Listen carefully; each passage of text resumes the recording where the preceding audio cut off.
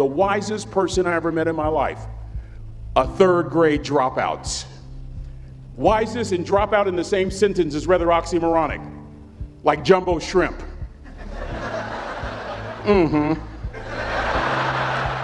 Like fun run, ain't nothing fun about it. Like Microsoft Works, y'all don't hear me. I used to say like country music, but I've lived in Texas so long, I love country music now. I hunt, I fish, I have cowboy boots and y'all, I'm a black neck redneck. Do you hear what I'm saying to you? No longer oxymoronic for me to say country music. And it's not oxymoronic for me to say third grade and dropout. That third grade dropout, the wisest person I ever met in my life, who taught me to combine knowledge and wisdom to make an impact, was my father. A simple cook. Wisest man I ever met in my life. Just a simple cook. Left school in the third grade to help out on the family farm, but just because he left school doesn't mean his education stopped. Mark Twain once said, "I've never allowed my schooling to get in the way of my education." My father taught himself how to read, taught himself how to write, decided in the midst of Jim Crowism, as America was breathing the last gasp of the Civil War, my father decided he was going to stand and be a man. Not a black man, not a brown man, not a white man, but a man. He literally challenged himself to be the best that he could all the days of his life. I have 4 degrees. My brother is a judge. We're not the smartest ones in our family. It's a third grade dropout daddy. A third grade dropout daddy who was quoting Michelangelo, saying to us, "Boys, I won't have a problem if you aim high and miss, but I'm gonna have a real issue if you aim low and hit." A country mother quoting Henry Ford, saying, "If you think you can or if you think you can't, you're right." I learned that from a third grade drop. Simple lessons. Lessons like these. Son, you'd rather be an hour early than a minute late. We never knew what time it was at my house because the clocks were always ahead. My mother said for nearly 30 years my father left the house at 3:45 in the morning. One day she asked him, "Why, Daddy?" He said, "Maybe one of my boys will catch me in the act of excellence. I want to share 2 things with you. Aristotle said you are what you repeatedly do. Therefore, excellence ought to be a habit, not an act." Don't ever forget that. I know you're tough, but always remember to be kind. Always. Don't ever forget that. Never embarrass mama. Yeah.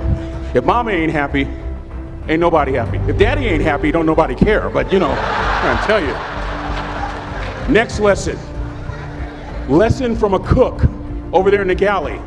Son, make sure your servant's towel is bigger than your ego. Ego is the anesthesia that deadens the pain of stupidity. Y'all might have a relative in mind you want to send that to. Let me say it again. Ego is the anesthesia that deadens the pain of stupidity. Pride is the burden of a foolish person. John Wooden coached basketball at UCLA for a living, but his calling was to impact people. And with all those national championships, guess what he was found doing in the middle of the week? Going into the cupboard, grabbing a broom, and sweeping his own gym floor. You want to make an impact? Find your broom. Every day of your life, you find your broom. You grow your influence that way. That way you're attracting people so that you can impact them. Final lesson. Son, if you're going to do a job, do it right. I've always been told how average I can be. Always been criticized about being average. But I want to tell you something. I stand here before you, before all of these people, not listening to those words, but telling myself every single day to shoot for the stars, to be the best that I can be. Good enough isn't good enough if it can be better, and better isn't good enough if it can be best. Let me close with a very personal story that I think will bring all this into focus. Wisdom will come to you in the unlikeliest of sources, a lot of times through failure. When you hit rock bottom, remember this. While you're struggling, rock bottom can also be a great foundation on which to build and on which to grow. I'm not worried that you'll be successful. I'm worried that you won't fail from time to time. Person that gets up off the canvas and keeps growing, that's the person that will continue to grow their influence. Back in the 70s, to help me make this point, let me introduce you to someone. I met the finest woman I'd ever met in my life. Back in my day, we'd have called her a brick house. This woman was the finest woman I'd ever seen in my life. There's just one little problem. Back then, ladies didn't like big old linemen. The Blind Side hadn't come out yet. They like quarterbacks and running backs. We're at this dance, and I find out her name is Trina Williams from Lompoc, California. And we're all dancing, and we're just excited. And I decide in the middle of dancing with her that I would ask her for her phone number. Trina was the first one. Trina was the only woman in college who gave me her real telephone number. The next day, we walked to Baskin & Robbins ice cream parlor. My friends couldn't believe it. This has been 40 years ago, and my friends still can't believe it. We go on a second date, and a third date, and a fourth date. We drive from Chico to Vallejo so that she could meet my parents. My father meets her. My daddy, my hero, he meets her, pulls me to the side and says, "Is she psycho?" But anyway, we go together for a year, 2 years, 3 years, 4 years. By now, Trina's a senior in college. I'm still a freshman, but I'm working some things out. I'm so glad I graduated in 4 terms. Nixon, Ford, Carter, Reagan. So now it's time to propose. So I talk to her girlfriends, and it's California, it's in the 70s, so it has to be outside. You have to have a candle, and you have to have, some chocolate. And listen, I'm from the hood. I had a bottle of Boone's Farm wine. That's what I had. She said yes. That was the key. I married the most beautiful woman I'd ever seen in my life. Y'all ever been to a wedding, and even before the wedding starts, you hear this? How in the world? And it was coming from my side of the family.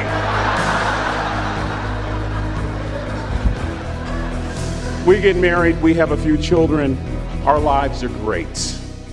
One day, Trina finds a lump in her left breast. Breast cancer. 6 years after that diagnosis, me and my 2 little boys walked up to Mommy's casket. And for 2 years, my heart didn't beat. If it wasn't for my faith in God, I wouldn't be standing here today.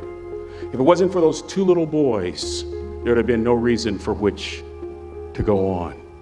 I was completely lost. That was rock bottom. You know what sustained me? The wisdom of a 3rd grade dropout. The wisdom of a simple cook.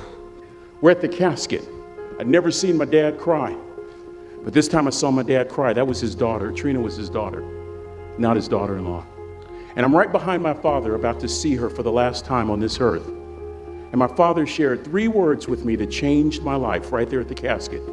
It would be the last lesson he would ever teach me. He said, "Son, just stand. You keep standing. You keep standing, no matter how rough the sea, you keep standing." And I'm not talking about just water. You keep standing. No matter what, you don't give up. And as clearly as I'm talking to you today, these were some of her last words to me. She looked me in the eye and she said, "It doesn't matter to me any longer how long I live. What matters to me most is how I live." I ask y'all one question, a question that I was asked all my life by a 3rd grade dropout. How you living? How you living? Every day, ask yourself that question, how you living? Here's what a cook would suggest you to live this way.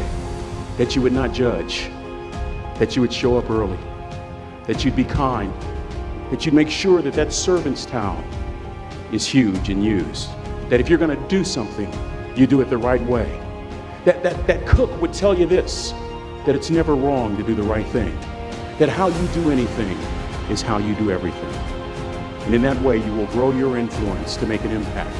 In that way, you will honor all those who have gone before you, who have invested in you. Look in those unlikeliest places for wisdom. Enhance your life every day by seeking that wisdom and asking yourself every night, how am I living? May God richly bless y'all. Thank you for having me.